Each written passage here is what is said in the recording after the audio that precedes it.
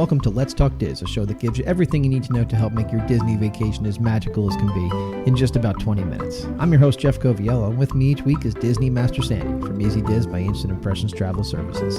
Sandy, how are you today?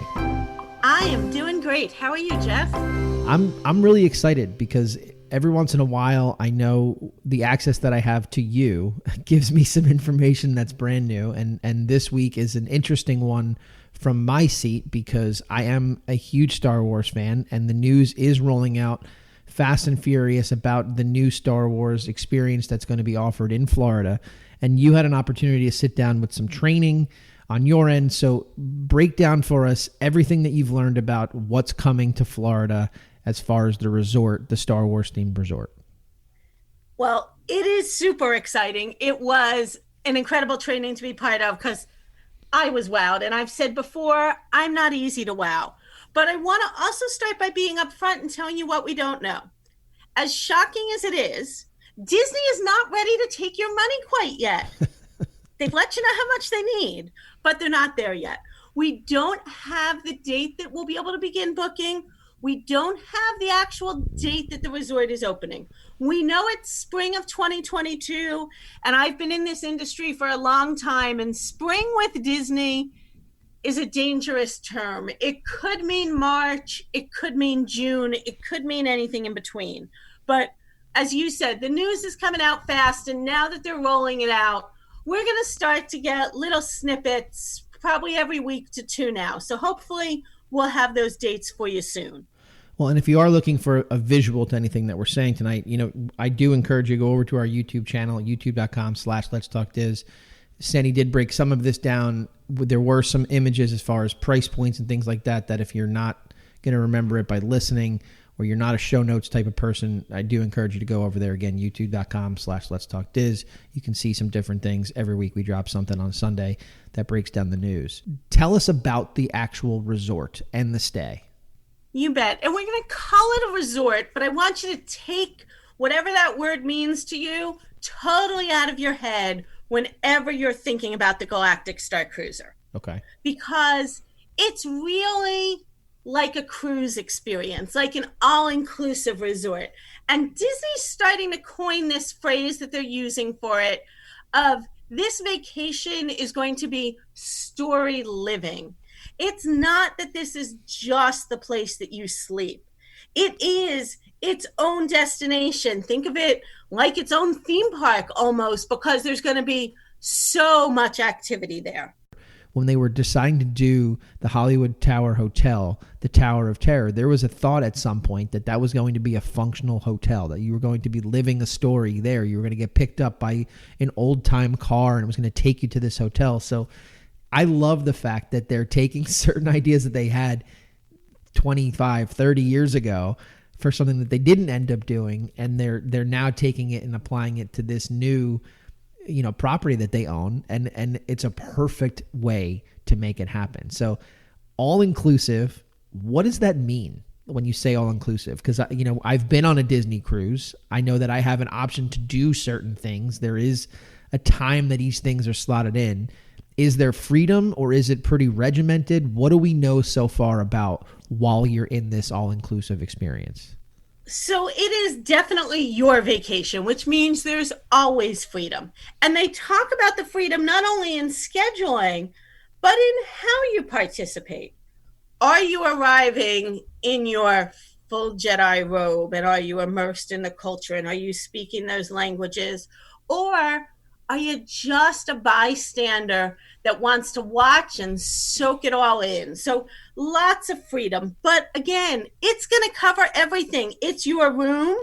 It's your meals. It's your activities. It's your launch over to Batu and your theme park admission and food within the park. So it is really inclusive, though I know that any Disney fan that's as good a fan as me can't stay out of the gift shops. And this is definitely not going to be an exception. While all your pre-costs are covered, I think the shopping is going to get you here. There's going to be some things that you're going to want in Batu, and then some things that are going to be unique to the Starcruiser. But all of those expenses up front are covered for the time of that trip. Okay. So, a lot of the time when we talk about planning a Disney trip, and that's the purpose of this show, is to help people make their Disney vacation as magical as it can be. My recommendation is always going with a travel specialist. You are the travel specialist I recommend.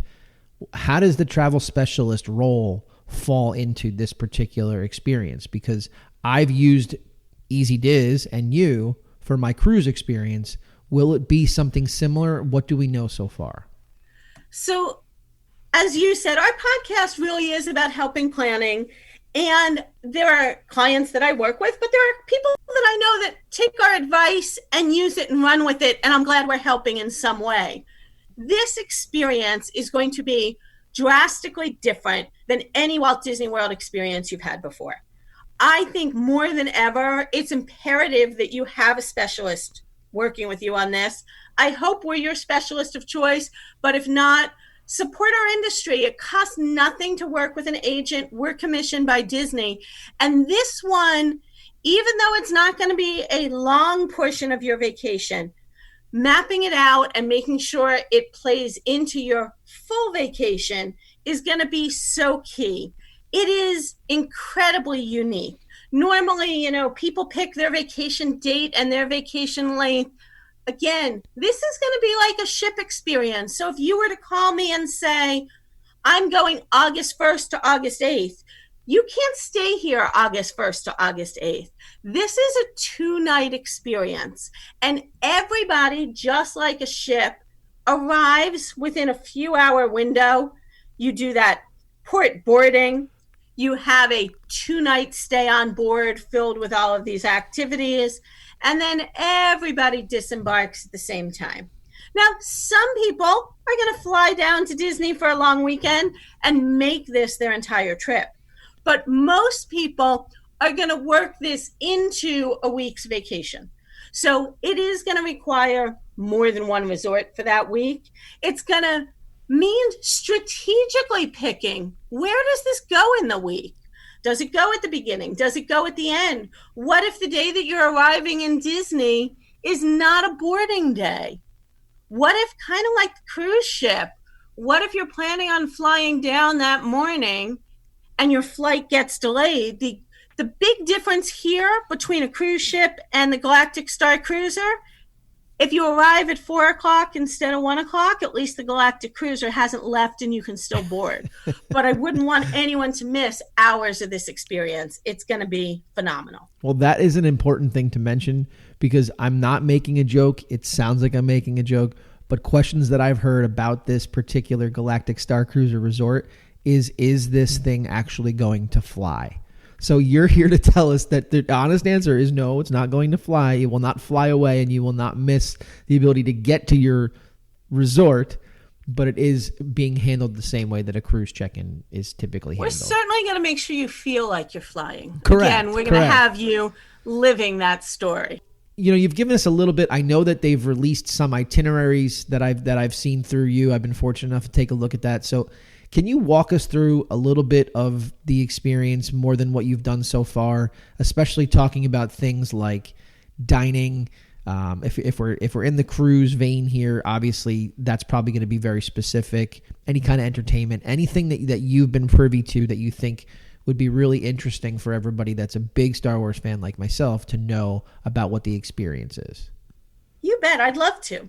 And again, it's all about the experience. So you're going to arrive at the terminal. Again, you're not pulling up. And when you arrive at the terminal, you're going to turn your car over to the valet, enter into a launch pod, which will take you to the atrium. So those of you who've been Disney people for a while, as soon as they started to describe that to me, I kind of got Seabase Alpha in my head. We're going to transport you so that you kind of leave the regular world behind and we make this real connection to move you into a new galaxy. You're going to love their atrium. Everything is obviously themed. There's going to be, we're not even going to necessarily call them characters because they're part of the story. They live there. You're visiting. There's going to be light refreshments served, and then they're going to start some of the optional activities right away. If you haven't learned how to play Sayback and you want to do that Sayback card game, they're going to do a training. Because you're on a ship, you're going to head to your muster stations to check in, and you may spot a friend or two along the way. Like any amazing cruise, you're going to have a captain's reception. He's going to welcome you, tell you what you can expect. And when you've booked your trip, you're going to pick early or late dining. Again, a very limited space. So dining is in 2 sessions. This is not like walking up to a resort food court. This is a dining time in a dining room. If you've been on the ship, it's no different than that. If you've never cruised, picture yourself that you can eat at Ohana at 5 at night or at 7 at night, and they seat every table for 5 o'clock at once. Everybody has dinner, everybody leaves, and then the second dining comes in. So unique dining. And again, very a la Disney cruise style, dining is an experience. It's not just about eating. Both nights, there's going to be a show element to the dinner. One night, you're going to have galactic music and galactic superstars visiting you. And we're going to be in that Crown of Corellia dining room. And our second night is all about dining from other planets. So you're going to have food from Mustafar, Felucia, Shodilia, and Corsicant. And in addition to that, you do have the add-on option, aka extra charge for those wondering. If you weren't interested in paying enough, there's an extra charge. Of course there is, yes. If you want to try, because this is a very limited experience, to secure a seat at the captain's table and dine with the captain. It will be the captain and up to 12 guests at each seating each night. So very limited experience. Only 48 people on this cruise can opt to dine with the captain. Do you have breakfast at the on the Star Cruiser as well? Is that different each day? How does that work? So because of boarding time, your first day, there's light refreshments when you board and dinner. Okay. Your second day will be breakfast, again in that Crown of Corellia dining room. Got it. Lunch will be over in Batu. Dinner will be back in the dining room. And then on day 3, breakfast again back in that Crown of Corellia dining room. And unfortunately, by lunchtime, you're back in our galaxy. Got it. Okay. So the one meal will be at Batu. One meal is at Batu, and that is included. Okay. One of the things that they talked about that I'm excited to see, and I'll be honest, I had questions that they haven't answered for me yet. They promised they'd get back to me. Right. But one of your nights, there is a fireworks event. Okay. And my question was, are these new, unique Galactic Starcruiser fireworks that you're going to be seeing? Or is it a viewing area into Batu for fireworks that we might be seeing over at Hollywood Studios? So we're not quite sure on that yet, but we know it's coming. But we also want to talk about Batu a minute. Fireworks aside, Batu is really an incredible part of this experience. And I know some people, I'm going to be honest, you're going to look at the price tag.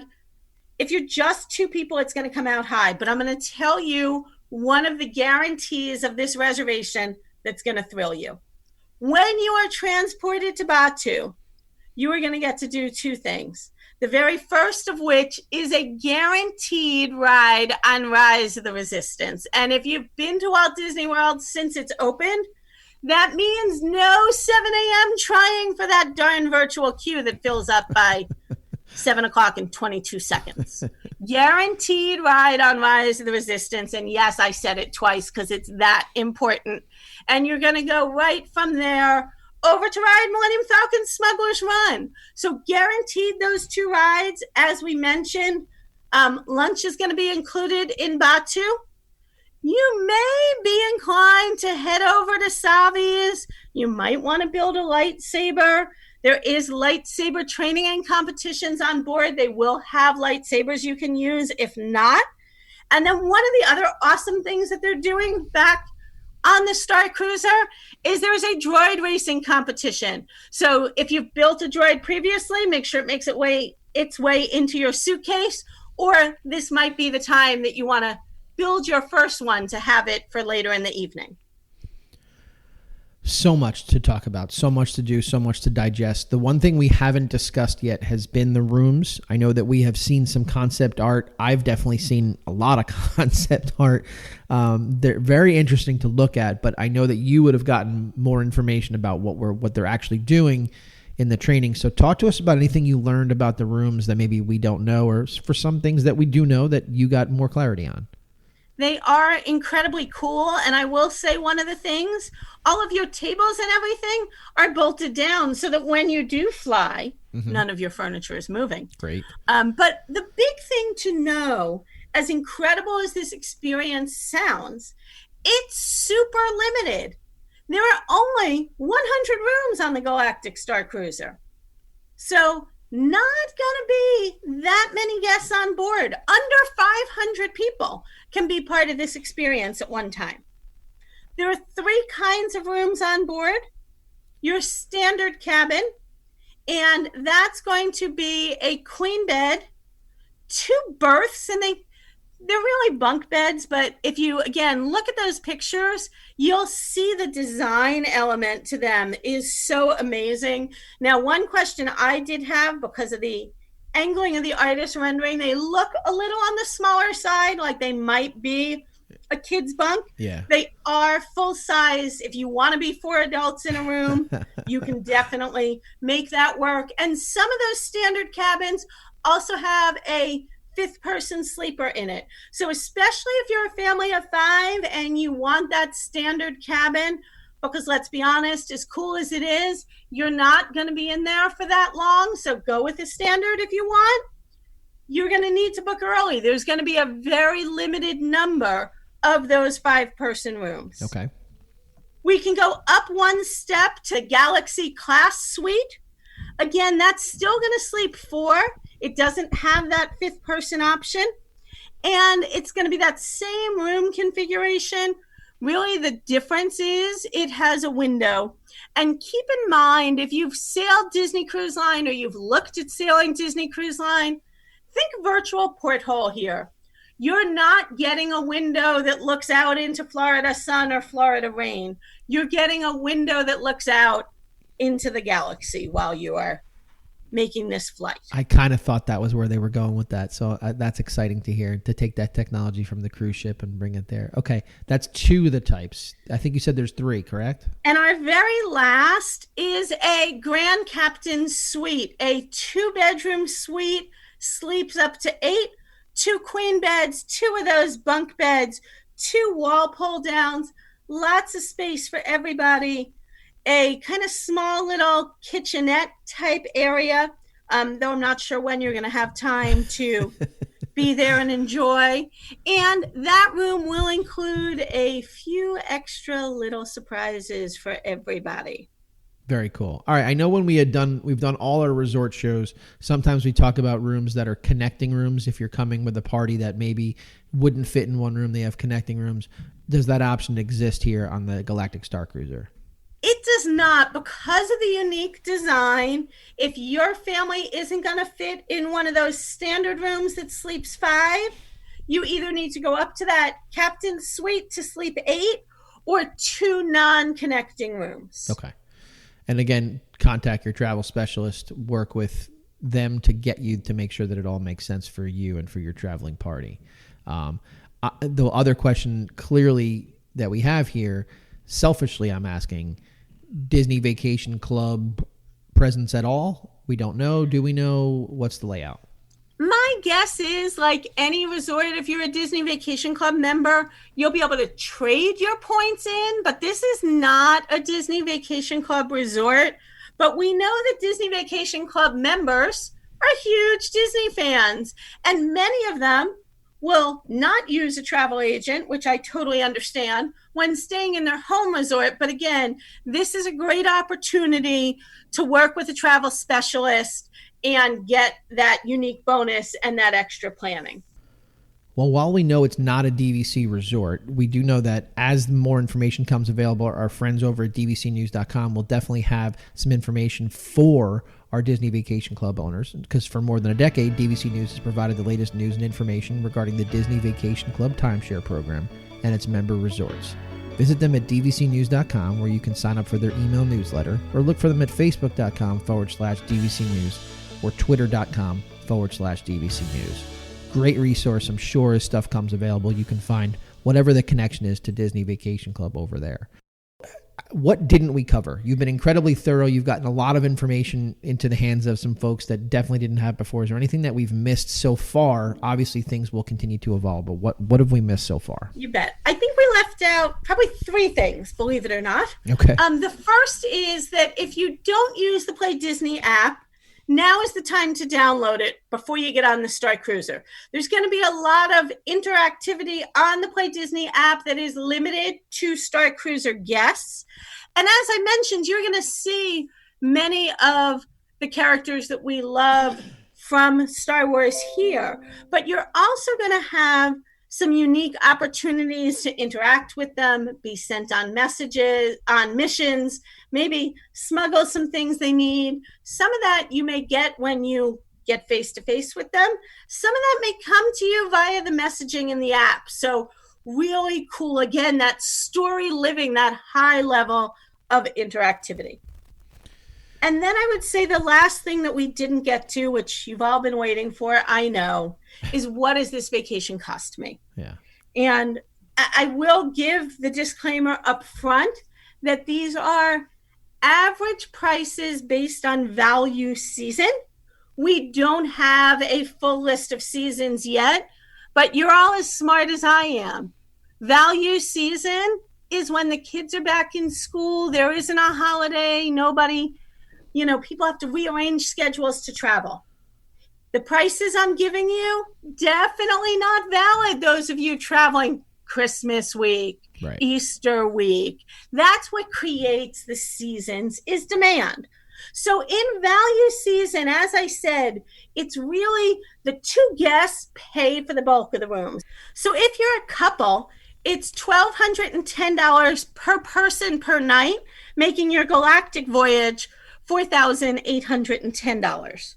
But those of you with families, don't panic. It does not go up proportionately. Add an extra child in that, it goes up by $500. So $5,300, 2 adults, 1 child.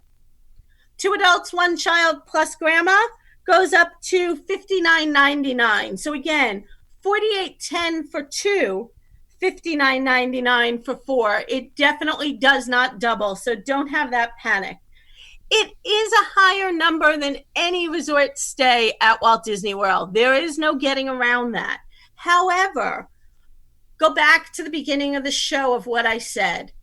Think of it like a cruise. You're not just paying for the place to sleep. You're paying for all of those included meals, that special entertainment, the lightsaber training, the voyage to Batuu, the park pass, all of those things are included. And again, that's why it's important that this be planned very strategically. That park pass is going to be valid for your time on the Heist Lawn.